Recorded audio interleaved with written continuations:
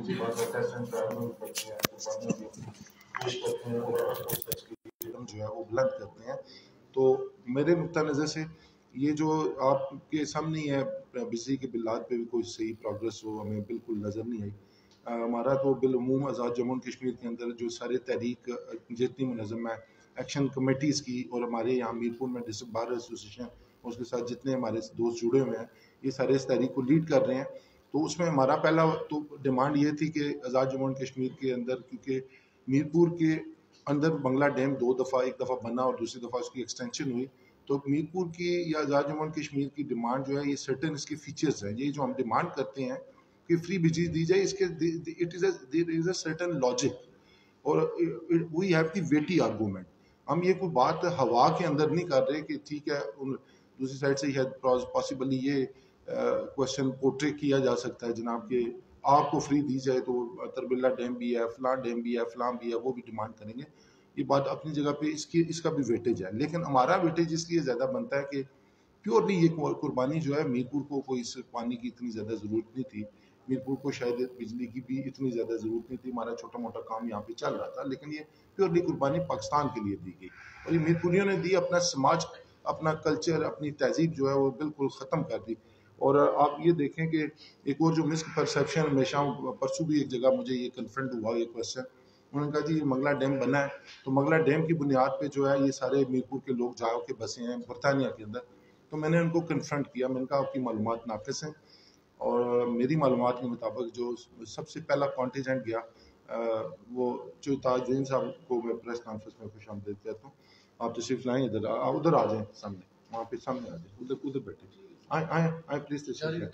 तो वो मैंने उन्हें ये कहा मेरी मालूमात के मुताबिक जो मीरपुर का पहला कॉन्टीजेंट जो है बरतानिया के अंदर गया वो 1861-62 के अंदर पहला कॉन्टीजेंट था जो मीरपुरियों का गया। और उस वक्त स्टीमर्स चलते थे, आपको पता है स्टीमर्स में जो ये वाइट स्किन्ड पीपल थे उसकी हीट, वो डेक के अंदर जो लोअर डेक था जहाज का उसके अंदर इंजन होते थे स्टीम के, और वहाँ पे कोयला वो डाला जाता था पीरियडिकली, तो उसमें उसकी हीट इतनी होती थी कि उनकी स्किन जो है ना वो झुलसना शुरू हो जाती। हमारे लोग बेचारे सादे और टफ लोग थे, तो इन्होंने वो जॉब परफॉर्म करनी शुरू की और उस वक्त वो सारी जाना। आरिफ आज़ाद साहब आपको खुशामदीद कहते हैं, चौहान साहब आपको खुशामदीद कहते हैं प्रेस कॉन्फ्रेंस में। तो मैंने उन्हें ये कन्फर्ट किया, मैंने कहा आपकी मालूमात नाक़िस है और मेरी मालूमात के मुताबिक मैक्सिमम जो परमिट उस वक्त इशू किए गए थे उनकी तादाद 3500 बनती है जो मीरपुरियों को इशू किए गए थे। मंगला डैम की फाउंडेशन जब ले की गई और मंगला डैम बना तो ये तो मीरपुरिया तो बहुत पुराने गए हैं और उस वक्त यहाँ पे पाबंदी भी कोई नहीं थी, ये 87-88 तक एंट्री वीज़ा था इंग्लैंड के अंदर, तो पुराने लोगों को ये डेट एज भी हासिल था और ये डेट भी हासिल था कि वो आप एक बंदा अगर आपकी फैमिली में चला गया तो अपनी सारी फैमिली को वो वहाँ पे बुला सकता था। तो मैंने ये आंसर किया, फिर उसके बाद उनके पास ये नो आंसर। तो मैं ये कहना ये चाहता हूँ कि आज हमारी 45 दिन की मुद्दत भी पूरी हो गई है, हमने पुरअमन तहरीक चलाई है, अब तहरीक का तीसरा फेज़ है और तीसरे फेज़ के अंदर जो एक्शन कमेटीज़ हैं आज़ाद जम्मू एंड कश्मीर की, जो पूरे आज़ाद जम्मू एंड कश्मीर में बड़े एक्टिवली काम कर रही हैं, जिसमें सिविल सोसाइटी शामिल है, जिसमें समाज के दीगर तबकात के लोग शामिल हैं, जर्नलिस्ट भी उसमें शामिल हैं। तारिक नकाश साहब आपको पता है बड़ा एक मोतबर नाम है मीडिया का मुजफ्फराबाद से अंदर, वो पल पल जो है मॉनिटर हिस्सेदारी उसको करते हैं। तो उन दोस्तों का हमारे पास एक ऑफ़र आया 24 अक्टूबर को, और उनके कुछ दोस्त आए हमीरपुर में, हमारी उनसे मुलाकात हुई, तो उन्होंने ऑफर ये की कि हम अपनी तहरीक को अब आपके साथ जोड़ना चाहते हैं या हमें अलायंस करना चाहिए, हमें इकट्ठा होना चाहिए। तो हमने उन्हें ये अर्ज़ की कि 24 को ये बात हुई है, तो हमने कहा ये अकेले हम डिसाइड नहीं कर सकते, ये प्रपोजल हम अपने दोस्तों में रखेंगे, और इसी सिलसिले में हमने 3 तारीख को यहाँ पे मीटिंग शाम 7 बजे कॉल की है। तमाम तहरीकी जो चीदा एक्टिव दोस्त हैं उनकी कि ये प्रपोजल उनके सामने पुट करें, अगर कंसेंसुअल व्यू होता है या मेजॉरिटी ओपिनियन डिक्लेयर होता है जी कि हमें उनके साथ जुड़ना चाहिए और रियासत के लोग हैं वो अपने मिसाइल पे हम उनके साथ अलायंस भी कर लेंगे या जुड़ जाएंगे, और ताकि तहरीक का 4th मरहला जो है उसकी तरफ बढ़ा जाए। और ये हमें ये यकीन था प्राइम मिनिस्टर साहब से कि इस सारे अरसे के अंदर वो हमारे मसाइल जो है हल कर देंगे। आप देखें वो ट्रेन टू पाकिस्तान के प्रीफेस में उसने लिखा, उसने कहा जो ऑथर हैं जिस उन्होंने लिखा कि हर जो फसाद है उसकी कोई ना कोई जड़ होती है। अब मीरपुर के अंदर या आज़ाद जम्मू एंड कश्मीर के अंदर बिजली के खासकर सुलगते हुए जो मसाइल हैं, इनकी फसाद की जड़ मीटर रीडर्स हैं। आप अगर 45 दिनों में किसी सिंगल मीटर रीडर का एहतसाब नहीं कर सके, और आपको पता है कि मीरपुर के अंदर लोगों की जुबानों पे ज़द आम है, जुबान ज़द आम है कि ये फलां मीटर करप्ट है, मीटर रीडर करप्ट है, ये फलां मीटर रीडर से मंत्रियां लगाई हुई हैं, फलां मीटर रीडर है। और आप ये देखेंगे लोगों, मासूम लोगों को तंग करने के लिए वो क्या करते हैं। मतलब आप और मैं, हम मसरूफ लोग हैं, हमारे घर जाके बिल दे देगा, अगर 200 यूनिट चली है तो 450 यूनिट का बिल दे दे। अब हम ठीक करने किधर जाएं, किधर उनके दफ्तरों के चक्कर लगाते नहीं। तो कोई सिस्टम उन्होंने नहीं, पहला लो जो उन्होंने कहा था जी हमने एक डिस्ट्रीब्यूटिंग कंपनी जो है एस्टेब्लिश करनी है 45 डेज में, उसके भी कोई आसार हमें फीचर्स जो है वो बाजार नजर कोई नहीं आए। तो ये तमाम मसाइल थे। हमने 7 नवंबर की जो है हड़ताल का ऐलान किया है। उसमें मैं अपने जो जितने तहरीकी लीडर्स हैं, हमारे अंजमन ताजरान के सदूर, चैम्बर ऑफ कॉमर्स के प्रेसिडेंट, साबका प्रेसिडेंट, रात को सारे आए हुए थे। उन्होंने वहाँ के दोहल और यक ज़बान होके उन्होंने कहा हम बिल्कुल बड़े भरपूर तरीके से मीरपुर के अंदर एक इतना बड़ा एहतजाज और इतना बड़ा शेल्टर राउंड करेंगे जो तारीख में शायद पहले नहीं हुआ होगा। और इसकी आपने मिसाल 5 सितंबर के मुजाहरे के अंदर भी देख ली कि मीरपुर के अंदर ना कोई रेडी पान, ना कोई खोखे वाला, ना कोई पान की दुकान वाला, उसने भी अब बेचारे ने सारा इनपुट दिया और ये हमने पुरअमन रखी तारीख। अब मैक्सिमम आप तहरीकों को कोशिश करते हैं, बतौर वकील तो मैं हमेशा इस बात का हामी हूँ, 2 चीज़ों का मैं हामी हूँ।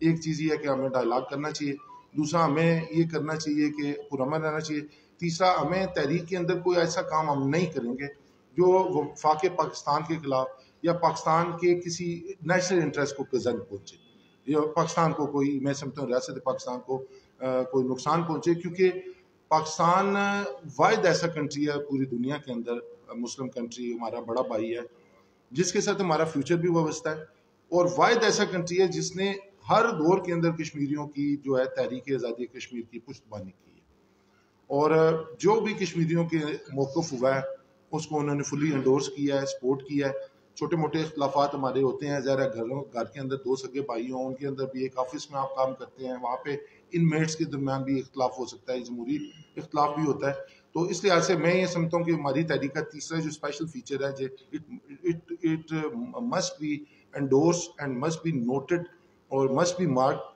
कि हम कोई ऐसा काम नहीं करेंगे जिससे रियासत पाकिस्तान या वफाक पाकिस्तान के जो मफादात हैं या नेशनल इंटरेस्ट जो है उसको डैमेज हो। हम तो सिर्फ ये कहते हैं हमारा एक लॉजिक सुना जाए, एक आर्गूमेंट सुना जाए।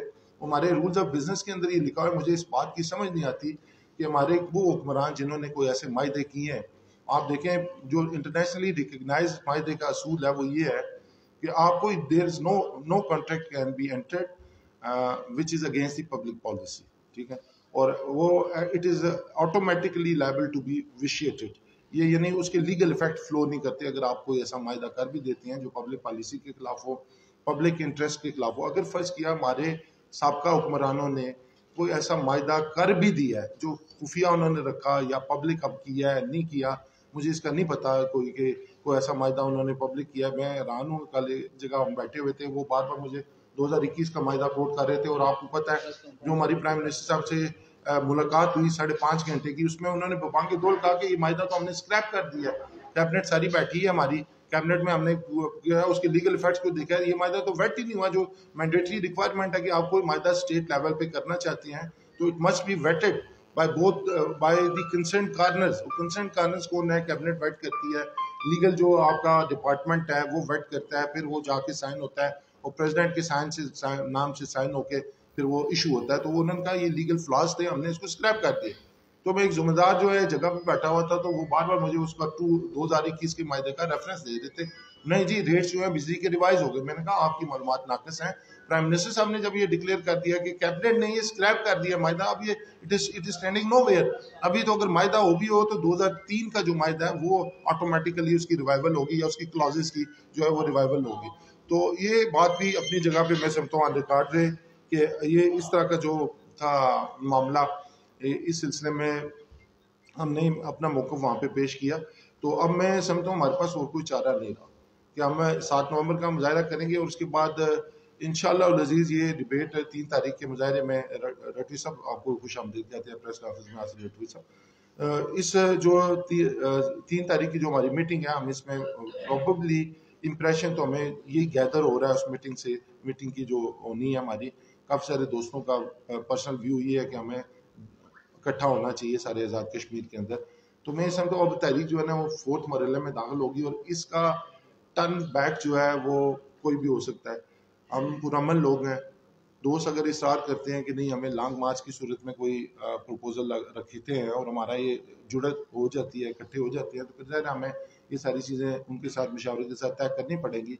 या कोई और प्रपोजल वो फ्लोट करते हैं तो वो भी हमें देखनी पड़ेगी। या उसमें गवर्नमेंट के ऑफिस का समझें कि एक गिराव है, अब 3 महीने के बिल्लात जमा हैं, लोग अपने बिल्लात में जिधर ऐसे हमारे ये सारे कैबिनेट के सारे तहरीकी दोस्त घुसते हैं, लोग आगे बिल्लात लेके खड़े हैं, बताएं जी क्या करना है क्या करना है। तो बज़ाहिर अभी मतलब वैसे तो उम्मीद की किरण हमेशा कायम रहती है और ये रखनी भी चाहिए, लेकिन बज़ाहिर इसके there is a dark on the other side of the tunnel. फिलहाल कोई ऐसी रोशनी की किरण हमें वहाँ पे दूसरी साइड पे नज़र नहीं आई। भाई आप बक करना चाहते हैं, कोई बेनिफिट देना चाहते हैं पब्लिक को, तो आपने तो कोई इशराफिया की जो बेनिफिट्स थे उन पे तो कोई कॉम्प्रोमाइज़ नहीं किया। आज़ाद जम्मू और कश्मीर के एक छोटे से खत्े के अंदर 38 लाख की आबादी पे मुझे बताएं 29 मिनिस्टर्स नोटिफाई करने की क्या ज़रूरत है? और उसके साथ 2 या 3 मामलीन जो कल मेरा ख्याल है नोटिफाई हुए हैं, उनकी रखने की इतनी बड़ी ज़रूरत क्या है? अब एक मिनिस्टर की मेंटेनेंस पे, उसकी तनख्वाह पे, उसके ऑफिस पे, उसके सारे स्टाफ को मेंटेन करने के लिए कम से कम 12, 15, 20 लाख रुपया खर्चा आता है। तो आप इतना बड़ा ह्यूज बजट जो है वो इन लोगों के उस बेनिफिट में कराने की क्या ज़रूरत है? क्यों आपको ये ज़रूरत पड़ी जब तहरीक आज़ादी कश्मीर अभी कोई पता नहीं दुनिया के हालात क्या टर्न अप हो गए। इसराइल और जो हमास का और फ़लस्तीनियों का तनाज़ा चल रहा है, वो अपनी जद्दोजहद किए हुए हैं, उस छोटे से खत्ते से क्या पता सुलगने वाली चिंगारी जो है वो सारी दुनिया को अपनी लपेट में लेना शुरू हो जाए और उसमें हम भी सारे लपेटे जाएं। फिर तहरीक आज़ादी कश्मीर इस वक्त ज़ोरों पे है। 5 अगस्त का वहाँ पे इतना बड़ा एक फैसला हुआ और उस फैसले के खिलाफ पाकिस्तान सुप्रीम कोर्ट इंडिया के अंदर इतनी पटिशन पेंडिंग है, सुलगता हुआ एक मसला है। पैलेट गन्स का इस्तेमाल हुआ, मास ग्रेव्स की निशानदेही हुई और 11,000 से ज़्यादा रिपोर्टेड जो रेप के केसेस हैं मकबूजा कश्मीर के अंदर रिकॉर्डेड जो रिपोर्ट हुए हैं वो सारे हैं। और इन सारी तहरीक आज़ादी कश्मीर चल रही है। मुजाहिदीन जो है वो अपनी आज़ादी और अपनी जानों के नजराने किस मुंह से हम उनको क्या मुंह दिखाएंगे कि हम इस 21वीं सदी में हम जो है इन छोटे छोटे मिसाइल के लिए आज़ाद कश्मीर के अंदर निकले हैं। यूएनओ के चार्टर के तहत तो इसकी आइडियलाइजेशन थी, इस खत्े के अंदर आइडियल गवर्नमेंट एस्टेब्लिश होनी थी। ये यूएनओ के चार्टर्स के जो सारे कॉवेनेंट्स और सारे ऑब्लिगेशन और सारे लॉज लिखे हुए हैं उनके अंदर ये बात लिखी है कि आप इस खत्े का जो निज़ाम कायम करेंगे वो इतना आइडियल होगा कि ताकि दूसरी साइड पे ये इंप्रेशन जाए कि वो लोग भी हमारे साथ आना चाहते हैं। तो जब हम उनको ये पता है जनाब कि हमें तो 300 रुपये का बिल है और यहाँ पे 80-80 हज़ार का बिल जो है वो इतने यूनिट्स का आ रहा है, तो मुझे बताएं क्या गैदर करेंगे इंप्रेशन। और ये हमारी तहरीक यहाँ पे मॉनिटर नहीं हो रही, ये पूरे यूरोप के अंदर मॉनिटर हो रही है। जिस जिस जगह पे मीरपुरी हैं वो वहाँ पे माने, जिस जगह पे रियासत जम्मू कश्मीर का कोई भी शख्स मौजूद है उस जगह पे ये तहरीक मॉनिटर हो रही है। और इसके लीगल इम्प्लीकेशन और इसके लीगल इफेक्ट और इसके moral effect, social effect, political effect भी मकबूजा कश्मीर के अंदर जो है वो भी मॉनिटर किए जा रहे हैं, देखे जा रहे हैं। वो भी हमें क्लोज देख रहे हैं कि आप जो डिमांड कर रहे हैं जेन्युइन डिमांड है, ये भी आपकी मीट नहीं हो रही, पूरी नहीं हो रही। तो अब ये ज़माना तो ऐसा नहीं है कि आप सब्जुगेशन करें लोगों की जोर और ज़बरदस्ती की बुनियाद पे। एक डेमोक्रेटिक सोसाइटी है और डेमोक्रेटिक प्रिंसिपल्स पे हम यकीन रखते हैं। तो मैं इन्हीं बातों के साथ अपनी बात अब कंक्लूड करता हूँ कि अगर हमारे ये मुतालबात जो हमने 45 डेज़ का दिया था टाइम, 7 नवंबर का इंशाल्लाह तारीखी हड़ताल होगी। लोगों के अंदर मिसकंसेप्शन था कि ये पता नहीं इनएक्टिव हो गए हैं, लोग हमारे बिल्कुल उसी तरीके से एनर्जेटिक हो गए, एक्टिव हैं। और हम ये भी एक्सपेक्टेशन करते हैं, हमारा एक तनाज़ा अभी गवर्नमेंट के साथ चल रहा है ऑनरेबली, अगर ये कहीं ना कहीं कंक्लूड होता है तो मैं ये समझता हूँ ये बिलात का तनाज़ा भी जो पिछले 3 महीने के हैं इनका भी कोई ना कोई इस सिलसिले में जो है वो हल हो जाएगा। तो फिलहाल जो है कोई कनेक्शन जो है, रिक्वेस्ट है हमारी, प्राइम मिनिस्टर साहब ने भी अपना जो है वो एक अश्योरेंस और एक कमिटमेंट मुजफ्फराबाद बार एसोसिएशन के प्रोग्राम के अंदर पब्लिकली दी। वो मैं मेरा ख्याल क्लिप भी किसी दोस्त के पास मौजूद होगा कि किसी का कनेक्शन जो है वो नहीं काटा जाएगा। तो मैं ये समझता हूँ ये अच्छी बात है। चलें, महकमा बरक़ियात के जो ऑफिसरान हैं लोकल, उन्होंने भी इस बात की रियलाइजेशन महसूस की और प्रॉबली शायद अभी उनकी स्क्रू ऊपर से भी शायद इतने टाइट नहीं, ऊपर वाले भी इसको मॉनिटर कर रहे हैं। और मैं समझता हूँ पाकिस्तान के अंदर जो डेवलपमेंट्स हुई हैं रिसेंटली, बहुत ये पिछले 1-1.5 महीने के अंदर चीफ ऑफ आर्मी स्टाफ जो हैं, आप ये देखें 420 पाउंड गया है जिस दिन एक महीना, और ये तकरीबन 10 दिन कबल जो पाउंड की कीमत थी वो 420 रुपये शाम को कीमत थी ओपन मार्केट के अंदर। और एक एक छड़ी उन्होंने सिर्फ दिखाई है अभी मीरपुर पाकिस्तान के अंदर करप्शन को कंट्रोल करने के लिए, माफिया को थोड़ा सा सिर्फ झलक चीफ ऑफ आर्मी स्टाफ जो है उन्होंने दिखाई है। तो वो पाउंड आया है 332-31 रुपये पे पाउंड आया, डॉलर गिरा और पेट्रोल का बेनिफिट भी लोगों को मिला। तो लोग फिर ये देखते हैं ना, एक सियासी लीडर अपनी ज़िंदगी के अंदर कोई ज़्यादा डिलीवर ना कर सके तो फिर लोगों की मायूसी तो होती है, फिर लोगों के मसाइल हैं तो लोग फिर ज़ाहिर है फिर ऐसी मैं समझता हूँ चीफ आर्मी स्टाफ की तरफ ही नजरें लगती हैं जनाब कि यही कोई इधर कोई रिफॉर्म्स करेंगे या बेहतर सिस्टम डिलीवर करेंगे जिससे लोगों का बेनिफिट हो। तो ये पॉजिटिव चीज़ है पाकिस्तान के अंदर। पाकिस्तान में से सारों को इकट्ठा होने की ज़रूरत है। मेरे नुक्ता नज़र से, मैं छोटा सा तालिब इल्म हूँ कानून का, तो सारों को इकट्ठा होने की ज़रूरत है, सारों को जुड़ने की ज़रूरत है और मुल्क के लिए काम करने की ज़रूरत है। मैं समझता हूँ हमारी आज की ये इसका का मैसेज भी प्रेस कॉन्फ्रेंस का यही है, हम सारों को भी इकट्ठा होने की ज़रूरत है। कश्मीरियों के मिसाइल जो है जेन्युइन है, प्राइम मिनिस्टर साहब से स्टिल हमारी होप कायम है। मायूसी की बात हम तब करें जब हमारी उम्मीद जो है वो बिल्कुल शैटर हो जाए, ख़त्म हो जाए। अभी भी हमारी उम्मीद कायम है कि प्राइम मिनिस्टर साहब ने जो हमारे साथ वादे किए वो कहीं ना कहीं पूरे करेंगे या उनको मटेरियलाइज करेंगे। तो इन तमाम बातों पे मैं अपनी बात जो है वो कंक्लूड करना चाहता हूँ, आपका शुक्रिया अदा करना चाहता हूँ, आपने ये टाइम निकाला और यहाँ पे तशरीफ़ लाए। और मैं समझता हूँ आपकी हमें बिल्कुल एक मॉरल पैटर्नाइजेशन और सपोर्ट हमेशा रहेगी, क्योंकि ये जो तहरीक है ये किसी की ज़ात की तहरीक नहीं, और ये भी मिसकनसेप्शन एक डेवलप हो रहा है। हर बंदा ये समझता है कि शायद ये डिस्ट्रिक्ट बार ने अपने कोई ज़ाती मकासद पूरे करने के लिए कोई तहरीक चलाई है। हालांकि मैं समझता हूँ एक वकील जो अच्छा वकील है उसको किसी और जगह पे मेरा ख्याल है ना देखने की ज़रूरत होती है, ना वो उसका अपना प्रोफेशनली इतना इंटेग्रिटी और इतने सॉलिड होता है कि उसको कोई मेरा ख्याल है ऐसी बात नहीं होती। इसलिए शायद इस तहरीक में ज़्यादा जान भी पड़ी और हमारे डेडिकेटेड जितने बाकी सारे दोस्त हैं, वो मीरपुर प्रोटेक्शन फोरम के प्रेसिडेंट यहाँ पे मौजूद हैं, अंजुमन ताजरान के तमाम सदूर में, NGOs के सारे सदूर, उसमें चैम्बर ऑफ कॉमर्स के और जैली कुंभा जात की तहरीक के बानी जनाब राजा मजीद साहब और बाकी सारे हमारे कौंसल साहब दोस्त जो हैं जितने इस सारी तहरीक को सपोर्ट कर रहे हैं म्यूनसिपल कॉरपोरेशन के। तो ये चीज़ें मैं अपनी बात इस वे पे सम अप करता हूँ। उम्मीद हम कायम रखते हैं, अपना एहतजाज हम पुरअमन रिकॉर्ड कराएंगे, आगे भी तहरीक हम पुरअमन लेके चलेंगे। लेकिन ये तहरीक आपको मैं साइड करना चाहता हूँ कि एच खुर्शीद की तहरीक जो 88 में जो म्यूनसिपल कमेटीज़ के इलेक्शंस की रिगिंग के नतीजे में इस्टेब्लिश हुई थी, और आपको ये पता है वो तहरीक इतनी ज़ोर पकड़ गई थी कि आखिरी जो डायलॉग हुआ था उसका आंसर जो लिखा गया था गवर्नमेंट की तरफ से, जो लेटर आया था उसका आंसर यहाँ मीरपुर में के एच खुर्शीद साहब की हेडशिप में उन्होंने सारी जमातों के सरबराह वहाँ पे मौजूद थे, उन्होंने लिखवाया था। लेकिन उसके बाद कोई कुदरत ने उन्हें मौका नहीं दिया और उस तहरीक के नतीजे में पुरअमन तहरीक थी, गवर्नमेंट बेबस हो गई थी। और हम भी ये कहते हैं हमें भी आप इतने टेस्ट एंड ट्रायल मिल रहे हैं। मैडम किश्वर अजीज साहबा को मैं खुश आमदीद कहता हूँ प्रेस कॉन्फ्रेंस में, आप यहाँ पे आगे तशरीफ लाएं, आप आगे इधर सामने तशरीफ लाएं। तो मैं ये समझता हूँ उस तहरीक को रिफ्लेक्शन हम उसी स्ट्रेंथ ले रहे हैं कि हम भी अगर हमें बहुत मजबूरी करना ही पड़ा आवाम के मफाद के लिए, तो हम फिर ये कोई शायद मेरा ख्याल है कंसेंसस हमारा ये डेवलप होगा लॉन्ग मार्च का।